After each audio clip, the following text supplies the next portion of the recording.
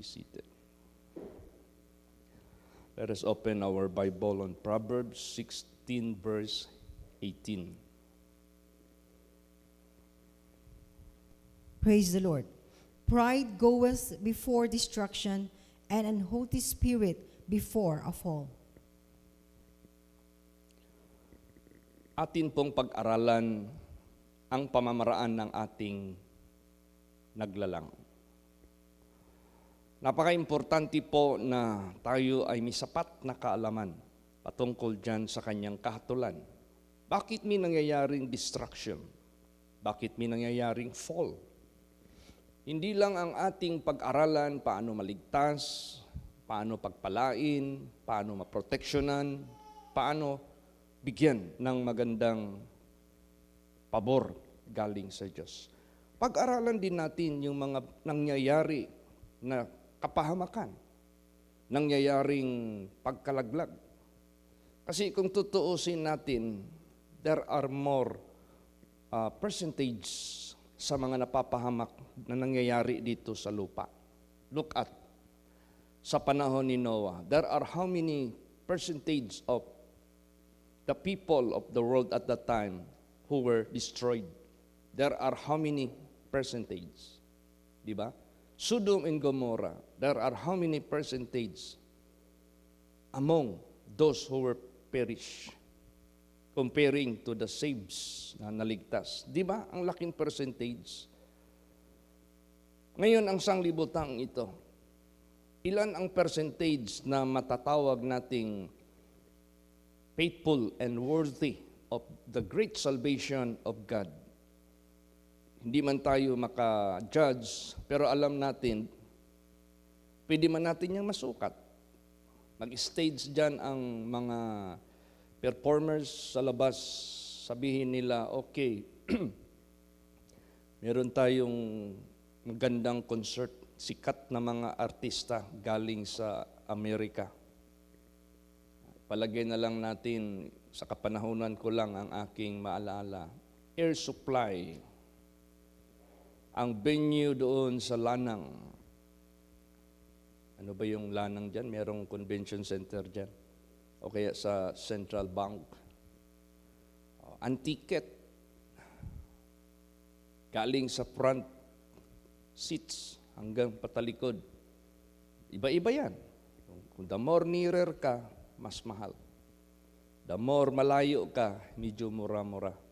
Pero magtaka ka, puno. Kukulangin pa yung ticket. Pero ikaw na magsabi na merong krusada, gaganapin sa, palagay natin, the same venue, free of charge. Sabihin mo pa, libre lunch. Magtaka ka. Kaunti lang. So, dyan mo makikita yung barometer.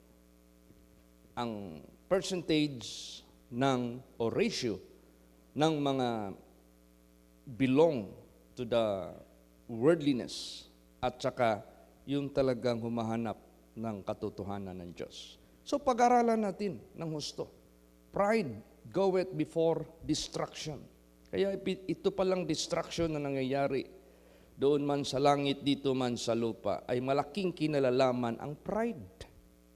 Malaki ang factor, ang pride. Ano pa? And a haughty spirit before fall.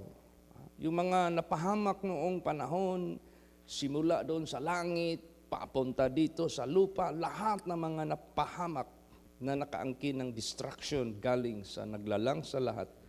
Malaking factor ang pride. Malaki ang factor ang pagmamataas. Bakit?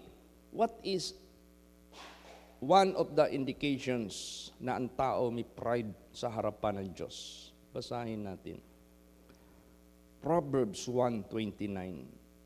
Praise the Lord. For that they hated knowledge and did not choose the fear of the Lord. Yan. Unang-una, talagang kinapuutan nila ang kaalaman at hindi nila pinipili matakot sa Panginoong Diyos. Uy, ano ba yung knowledge? Knowledge, which is the knowledge of God, which God is giving to the people of the world. Makita mo naman kung anong knowledge ang binibigay ng Diyos. It is always giving the people warning. They don't like it. Telling the people, if you do this, if you do that, if you do violating my commandments, you will perish. They don't like to hear about those. Ayaw nila. Pag tinuturuan sila, matakot kayo sa Diyos, kahit ang Diyos nasa langit, and yet you are being moved by the fear of God, still you are doing what is acceptable, what is being commanded by God, ayaw nila. Di nila pinipili yun. Because of the pride na nandyan sa kanila. And certainly, this is what happened to Lucifer and the rest of the fallen angels, the one-third. Pride against God. Pride against their Creator.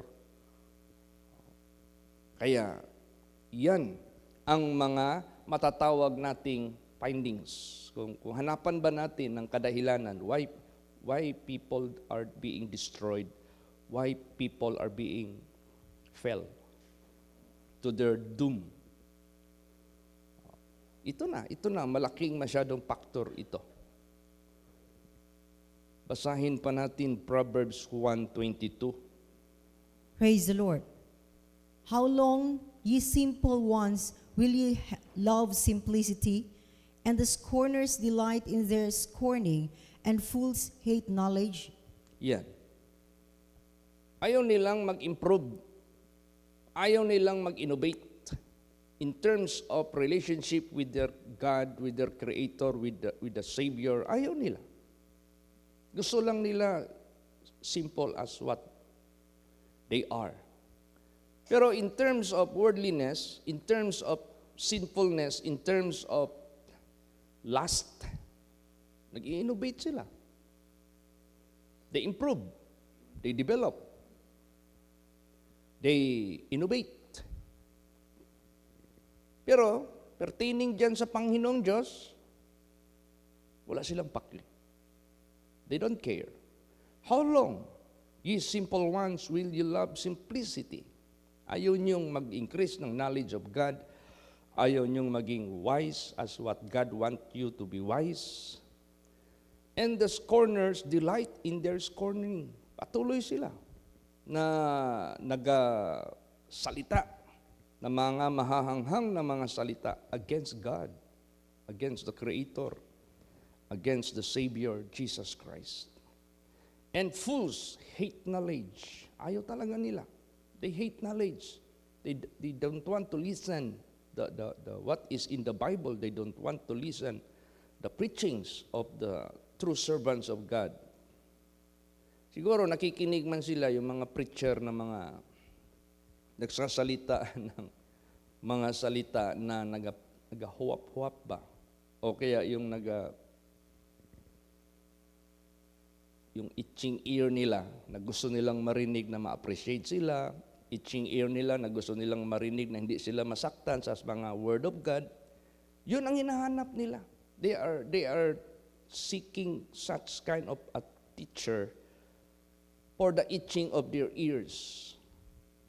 Pero yung totoong word of God na talagang yung sinatawag na naggabumba talaga ba? Sirain talaga yung kasalanan, sirain talaga yung cause of impierno. Ayaw nila. Ayaw nilang masaktan yung kanilang buhay, yung kanilang laman. Ayaw nilang pakialaman yung buhay nilang nasanayan na, nagisnan na nila. Kinokorek sila. Ayaw nila. Pride pa rin. Mahulog pa rin sa pride yan. E napakalaking faktor. Yung mga nasira na mga buhay, mula pa sa langit hanggang dito sa lupa, napakalaking faktor ang pride na yan. Kasi it hates God. It hates the knowledge of God. It hates the instruction of God. It hates. Napupuot kahit pa man sa pagliligtas ng Diyos sa buhay nila. Basa pa, Proverbs 5:12. Praise the Lord. And say, how have I hated instruction and my heart despised reproof. Yan. May instruction na ang Diyos how to be saved.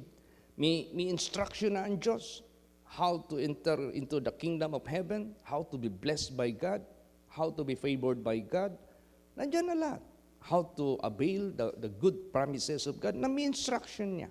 May instruction na galing sa Kanya. Pero anong sinabi dyan? How have I hated instruction, and my heart despised reproof. So, nagawa niyang i-hate yung instruction ng Diyos. Nagawa niya na i-despise ng kanyang puso ang mga pagsasaway ng Diyos. Because of the pride. Kung isipin mo, how can a person do this to his own destruction? Because of the pride. Kasi laging naka-self-centered yung kanyang focus. Magaling siya. I don't need instruction from someone. You do not reprimand me, do not correct me, I am always right, I am good enough for myself. Pride. Kaya ayaw magpasaway, ayaw magpatuwid, talagang tuloy-tuloy lang sa kanilang buhay. Ano mang may mga reproofs man galing sa salita ng Diyos, i-despise. Ano i-despise? Maniwala ka dyan. Panakot lang yan. Ano lang yan. Gusto lang yan makakuha sa pera ko. Yung bang ginagawa nilang makiri, ginagawa nilang negative ang mga pagsasaway. Because of the pride. Napakalaking factor niyan. Basa pa, Job 21:14 hanggang 15. Praise the Lord. Therefore they say unto God, Depart from us, for we desire not the knowledge of thy ways. What is the Almighty that we should serve him? And what profit should we have if we pray unto him? Yes, there is no such recognition of the Creator who created them. There is no such acknowledgement of the concern of God for their welfare. Kulang na lang i-resign nila ang Diyos in their knowledge. Sinabi dito, therefore they say unto God, sinasabihan na nila ang Diyos, depart from us, malis ka sa amin. For we desire not the knowledge of thy ways. Wala kaming yung tinguha sa Bisaya pa. Wala kaming desire, wala kaming kaligayahan sa mga kaalaman ng iyong pamamaraan. What is the Almighty? They are questioning, what is the Almighty that we should serve Him?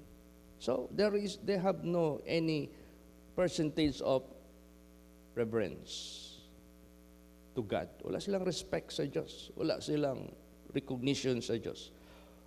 What profit should we have? Anong meron kaming pakinabang kung kami ay magdalangin sa Kanya? So this is totally blinded. This is totally separated from the guidance and the wisdom of God. Kasi they hate it. They hate knowledge. They hate reproof. So, paano ka ma-connect? Paano ka ma-link sa buhay na Diyos na dapat magbigay sa iyo ng guidance? Kaya, ganun na lang distraction sa nangyayari sa sanglibutang ito. Kasi all the ways of God are done in judgment. And the judgment of God, you cannot say unfair. His judgment are done always in truth and in righteousness.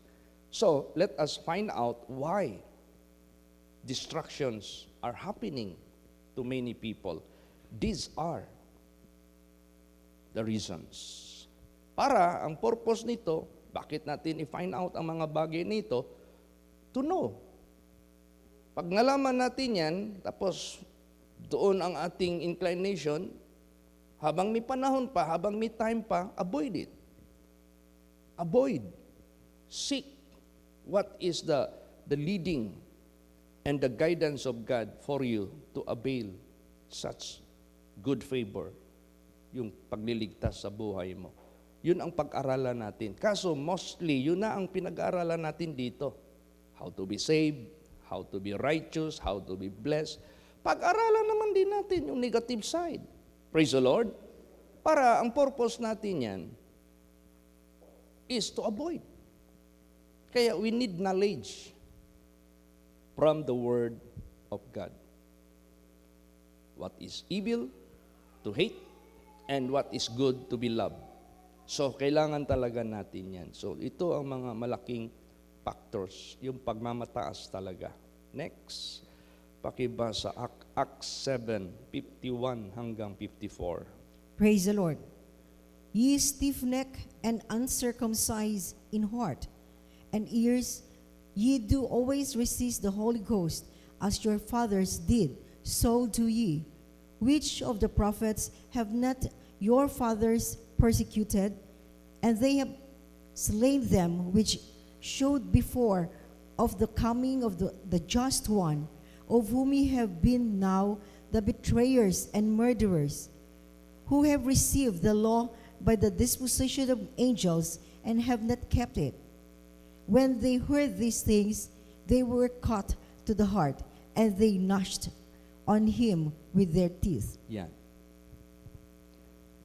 Nung sila ay sinasabihan na ng mga alagad ng Diyos, what is really their behavior, their character, and it is against God to their destruction, na lalo pa silang nagagalit. Lalo pa silang nagre-react ng negative. Imagine. Kasi mahanghang yung sinabi ng mga alagad sa kanila eh. Ye stiff-neck. Ano ba yung stiff-neck? Yung hindi mo pwedeng mapalingon. Pagtawagin mo, matigas ang liig eh. And are uncircumcised. Uncircumcised, that represents impure sa puso. And ears. Ye do always resist the Holy Ghost. Lagi niyong sinasanta.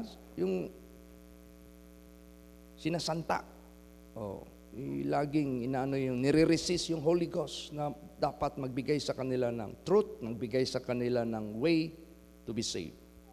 As your fathers did, ganun din ang ginawa ng inyong mga ama. So do ye, yan din ang ginawa ninyo. Ginigising na sila, ayaw pa nilang. They have more attachment with their biological father rather than their heavenly Father. Kaya nga sabi ni Lord Jesus Christ, except you hate your father and mother, sister, brother, even your own self, you are not worthy of me. So sa buhay natin, itong mga taong ito, mali na nga ang ginawa ng mga parents nila, mas malakas pa yung attachment nila sa parents nila kaysa Panginoong Diyos na naglalang sa kanila. Hindi nila alam. Napahamak na nga yung mga magulang nila. They follow through. Pag sila'y dinadala sa Diyos to be saved, they prefer to choose the attachment doon sa kanilang mga parents. Kaya sabihin nila, blood is thicker than water. Lalo't na sa spirit. Blood is thicker than spirit. Spirit, you cannot see, you cannot touch. Mabuti pa yung water, matatouch mo pa. So kung mahina yung iyong pagpapakumbaba at paniniwala sa Diyos, matatangay ka talaga sa maling direksyon. Yan ngayon ang nangyayari. Ang dami ko nang nadala ng mga kaluluwa dito. When I was a member, di pa ako preacher. I am expecting, kung gaano ako na-blessed, ganun din ang mararamdaman nila. But my expectation failed. Hindi na sila bumalik. Ayaw nilang, marinig ko na lang yung mga comments nila, oy, bakit pinapakailaman ako ng pastor ninyo? Itong aking postura na ganito, bakit niya ako pinapakailaman? Bakit? Bakit niya ako pinapahinto ng mga bisyo? Bakit? Pera ba niya ang ginagastos ko? O di ba? Imbis na bibigyan ka ng magandang direksyon, the more you hate pa. yung nagbibigay sa iyo ng reproof? Because of the pride. Kaya, you cannot blame God why destruction is happening. Praise the Lord. Dahil ito ang mga ginagawa ng mga tao sa sanglibutang ito.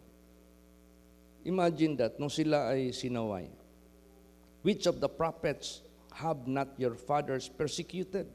Pinamumuka sa kanila. And they have slain them which showed before the coming of the just one. Pinatay pa nila. Of whom ye have been now the betrayers and murderers. Pinatuloy pa nila ang maling direksyon ng kanilang mga magulang. Who have received the law of the disposition of angels and have not kept it. When they heard these things, they were cut to the heart and they gnashed on him with their teeth. Galit na galit sila. Imbis mag-acknowledge, magpakumbaba, mag-repent, bumalik sa totoong Diyos na umiibig sa kanila, they hate to listen. They hate the one who is speaking the word of God sa buhay nila. Yan. Kaya ikaw, mag-serve ka sa Diyos, tanggap mo na may magalit sa iyo. Tanggap mo na ni magsasalita sa iyo ng mga mahahanghang. Tanggap mo na masama ka sa tingin nila. Tanggapin mo na yan. Kasi that is the reaction of the people who are bound to destruction. Dapat tayo pa maawa sa kanila, tayo pa ang mag-pray sa kanila na before maging huli ang lahat, babalik man lang sila, magpakumbaba man lang sila. Kasi pag tinuloy yan at dumating ang panahon, ang sukatan ng Diyos, magpababa na siya ng kahatulan, destruction will happen sa mga lumakad sa pride. Kaya sa buhay natin, given na yan, someone will hate you, someone will gnash their teeth against you. Another, basahin natin. Bakit kaya? John 3:20. Praise the Lord. For everyone that doeth evil hateth the light, neither cometh to the light, lest his deeds should be reproved. Yan. Yung gumagawa ng masama. Bakit gumagawa sila ng masama, Pastor? Because they don't want to be corrected. They don't want to be reproved. They don't want to acknowledge their wrongdoings. They always say, I am right, I am okay, I am enjoying in my life. Ayaw nilang mapakialaman. Ayaw nilang ma-reprimand. Tingin nila sa sarili nila, they are in the right way. Tingin nila sa sarili nila, they are in the right move. So paano mo yan ma-change yung kanilang direction? Hindi mo na yan ma-change if they will remain walking in their pride. Kaya, yung distraction, naghihintay na sa harapan nila. Kulang na lang sila lamunin. Kaya, yan ang pinaka-reason, pinaka-cause. Bakit destruction is still happening? Destruction are happening to many because of the so-called behavior or character, yung pagmamataas at yung pag-hate nila sa knowledge of God. Actually, ang Diyos, He is still calling. He is still inviting. Come, tumalikod na kayo sa kasamaan ninyo, sa kasalanan ninyo. But what withhold them?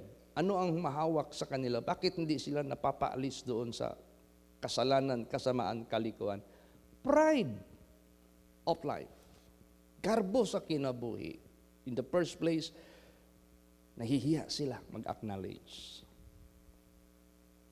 Kasi ang tingin ng tao sa kanila, masama sila. So they don't want to accept that they are being in such case na kasalanan sila. Alam mo, pag-acknowledge ng kasalanan, malaking yan, na-overcome mo sa buhay mo. Masaya ang Diyos niyan. And that is how Jesus Christ preached. Pag sinabing repent, walang nag-repent na hindi mag-acknowledge sa kasalanan. Tingnan mo yung magnanakaw, nag-acknowledge ng kanyang kasalanan. Si David nag-acknowledge ng kanyang kasalanan. But look at those people na hindi talaga nag-acknowledge because of the pride. Lucifer, Adam and Eve. Sino pa yung mga tao dito? King Saul. Nag-acknowledge ng kasalanan, but in works, wala siyang indication na nagpakumbaba siya. He asked the prophet, tell the people still to honor me. Diba? Nakita natin yung pride. Kaya, sayang ba? Imbis ang Diyos tumatawag sa mga tao, because of the pride, yun ang nagiging cost. Ayaw nila. Basahin natin. Proverbs 1:23. Praise the Lord. Turn you at my reproof. Behold, I will pour out my spirit unto you. I will make known my words unto you. Oh. Diba? Ang Diyos, sumasaway, He is reproving, He is reprimanding, He is rebuking, He is correcting sinners. Dito na kayo sa akin. Makinig kayo sa aking reproof. Tingnan nyo. Pag kayo ay pumunta sa akin, magpakumbaba, magsisisi, dahil nakinig kayo sa aking pagsaway sa inyo, ibubuhos ko ang aking espiritu sa inyo. Oh, imagine that. God will pour out His Spirit. He will take place. Siya yung papalit. I will make known my words unto you. Papaalam ko sa inyo ang mga salita ko. Ano palang meron sa mga salita ng Diyos? Diyan natin makikita ang super privilege, super. Grabe, hindi basta-basta. Kaya yung Word of God kahapon, He magnified His Word above His name. Kasi, napaka-importante ng salita ng Diyos. Kaya mapalad ang mga tao na talagang nagsisikap talaga. Alam mo ang pagsisikap, it is not just uttering it from your mouth. It is not just telling the people that you are striving. Do it. Actual. Praise the Lord. Do it. Gawin mo. Kung hindi mo yung gawin, wala. Iwan ka pa rin sa rapture. Iwan ka pa rin sa kaligtasan. Kasi ang pinaka-importante dyan, you have done. So, pag you have done the will of God, you will receive the promise. You did it. Ginawa mo. So, bago mo yan magawa, you have to do it. Praise the Lord. Hindi lang kay remain lang na verbal, remain lang na katang-isip, remain lang na wala. Kaya napaka-importante talaga, tumatawag ang Diyos. Ngayon, mag-refuse pa rin ang mga tao, ayaw pa rin ang mga tao. Para sa panahon ni Noah, pumasok na kayo kasi malapit na yung flood. Ayaw nila, tawanan lang sila. Wala, they disregard. Yun ba ang basihan na ganon din ang pagbalik ni Jesus, katulad sa panahon ni Noah? Basahin natin ano ang magiging kahinatnan. Basa. Last verses. Proverbs 1:24 hanggang 28. Praise the Lord. Because I have called and you refused, I have stretched out my hand and no man regarded. But ye have set at naught all my counsel and would none of my reproof. I also will laugh at your calamity. I will mock when your fear cometh. When your fear cometh as desolation and your destruction cometh as a whirlwind. When distress and anguish cometh upon you, then shall they call upon me, but I will not answer. They shall seek me early, but they shall not find me. Grabe. Kasaklap naman ito. Grabe naman ito. After you have forsaken the calling of God to your life for you to be saved, pagdating ng distraction sa buhay mo, even though you call upon Him, He will no longer listen to you. He will laugh of your calamity. Tatawanan ka ng Diyos sa iyong kalamidad. Kaya kung tutuusin mo yung distraction na nangyari, na nakasulat sa Bible, and the distractions are now happening today in this world. Why is this happening? Did God having no knowledge about all these things? No, He has knowledge in everything. He controls everything. Kaya gusto lang ng ating Panginoong Diyos to let us know what is the cause of the destruction. Pride of life and the hate of the hating of the knowledge of God. Pag kinapuutan mo yung knowledge, pag sinabing, I don't hate the Word of God. But the question is, you don't love it. Yan. Kung lagyan ka ng dalawang option, you choose this and you neglect the knowledge of God. Ganun mo lang yan. Actually, ang Diyos, hindi siya nagbabase sa kung ano-ano yung mga salita. Nagbabase siya what you have done. Anong nagawa mo? According to your deeds. Ayon sa iyong nagawa. Kaya napaka-importante yung sinabi ni Jesus, hindi lahat tumatawag sa akin, Lord, Lord, shall be saved. But he that do the will of my Father which is in heaven. Now, anong gawin natin? Love, reproof. Love the Word of God. Love the correction. Love turning away from your wicked ways. Love God by keeping His commandments. Gawin mo talaga yan. Hindi mo pwede na hindi mo gawin yan. Kasi ang basihan ng Diyos ng kaligtasan sa gawa natin. He will render according to our works. Ang destruction naman ng mga maimpirno at madidestroy sa sanglibotang ito out of God's judgment. Yun din. If you neglect, if you hate the knowledge of God. Yan ang nangyayari. Kaya napaka-importante talaga na aware tayong lahat. Kaya itong pride, distraction, ang patunguhan at ang pagmamataas ng spirito, mapapahamak ka talaga 100%. Kaya sa buhay natin, let us clothe the cloth of humility. Kaya nga ang sabi ni Jesus Christ, He is introducing Himself to be followed by us. Come and learn of me, for I am meek and lowly in heart, and you will find rest unto your soul. Ano pa? God is dwelling in the most high and holy place. With Him are the contrite heart and a humble spirit.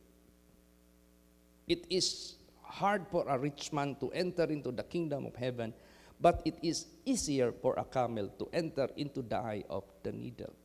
Except ye be converted into like a little children, or except you humble as a little child, you cannot enter into the kingdom of heaven. So, it is always opposite to the character of pride. Karakter ng pride, humility. Karakter ng haughtiness, contrite heart. Kaya, bakit kailangan natin malaman ang lahat ng cause of the destruction sa langit man dito sa lupa? For us to avoid. Praise the Lord. How can you avoid it? If you are aware of it. How can you be aware of it? If you have knowledge about it. Kaya yung mga nakalagay dyan na mga high voltage na mga substation ng Davao Light, Meralco, Pagcor, Power Corporation. Naka-indicate talaga dyan, nakakoral yan. Beware. This is high voltage. 69,000 voltage. Don't get near. Anything, anytime, kung magpalapit-lapit ka dito, you might be electrocuted. Baka makurintihan ka. Dami nangyayari niyan. So, ganun din sa buhay natin. Bakit alamin natin the cause of the destruction? We might avoid it. Para i-avoid natin. We are not designed na dikitan natin yung pinagbabawal ng Diyos. Hindi ka matablan. Hindi tayo design dyan. Design lang tayo to avoid. Praise the Lord. Oo. Kaya ganun ka-importante ang ating buhay. para itong lahat na nakalista dito na behavior, characters ng mga tao, hanggang at the end of the verse na nabasa kanina, tatawag sila sa Panginoon. Hindi na sila papakinggan. You know where is this? This will be in hell. Doon na yan sa impyerno. Kahit ano pang beg mo for mercy, di ka napakinggan ng Diyos. Kahit nandiyan ka sa destruction, wala na talaga. Bakit? Panahon na buhay ka pa, tinatawag ka ng Panginoon Diyos. Despise ka, tawag ka ng tawa. O di tingnan mo, naani mo tuloy yung itinanim mo sa mata ng ating Panginoon Diyos. Ang Diyos na ngayon na magdi-despise sa'yo. Ang Diyos na ngayon ang tatawa sa'yo. Hindi man pwedeng baliin ng Diyos ang kanyang salita. Ano yung tinanim mo, siya ding aanihin mo. God can no longer alter His words. Praise the Lord.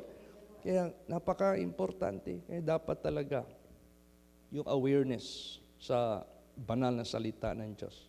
This is telling every detail of the future sa buhay ng tao. So, beware of pride, beware of haughtiness, and do not envy the people of the world who are having all the pleasures of the world, the riches of this world, even though they despise and they scorn God. They are not the blessed one. They are not the so-called dapat nating tularan. Dapat pa nga natin silang kaawaan. Dapat pa nga natin silang i-pray. Kasi hindi nila nakikita ang ating nakikita. Paano nila makikita yung nakikita natin? Because they despise knowledge. Because they hate knowledge. Kaya, magpakatibay tayo, magpakatatag tayo of what we have learned and of what we are doing, the following of the Word of God. Mahalaga ito na atin itong maisawalat sa mga tao para magising pa sila sa katotohanan ng Diyos. Amen? Praise the Lord. Magsitayo po ang lahat. Let us all pray. Magsidalangin po.